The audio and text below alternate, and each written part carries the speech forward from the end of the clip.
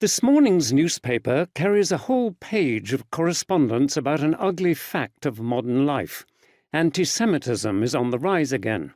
Jews have been attacked and threatened, vilified and abused in many cities in our supposedly civilized world.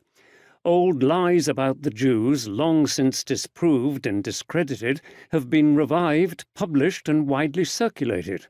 And the letter writers are asking, could this be because of people's antipathy not to Jews as such or their Semitic origins and identity, but to the policies of the present Israeli government?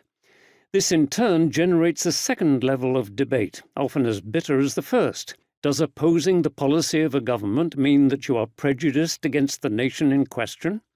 Are you prejudiced because you criticize, or do you criticize because you are prejudiced? It doesn't take much of an argument like that to make most of us throw up our hands in frustration and change the subject. Meanwhile, hatred and violence continue unchecked on their vicious spiral.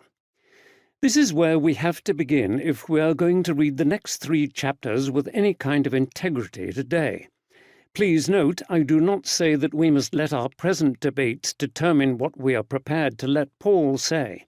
We are here to listen to him and to ponder the meaning of what he says, not to project onto him either the views we want to hear so that we can enjoy the echo of our own voices, or the views we don't want to hear so that we can enjoy telling him off for his wrong-headedness.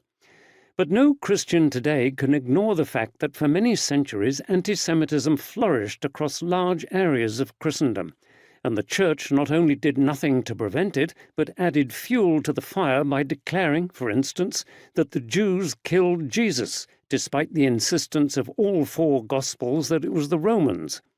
Faced with the present passage, which speaks in every line of God's purposes for Israel, and which proposes a Christian understanding of that difficult and dangerous subject, we must pause and reflect, in sorrow and humility, on how our own faith and scriptures have been abused in support of dangerous prejudices, and we must pray for wisdom to do better.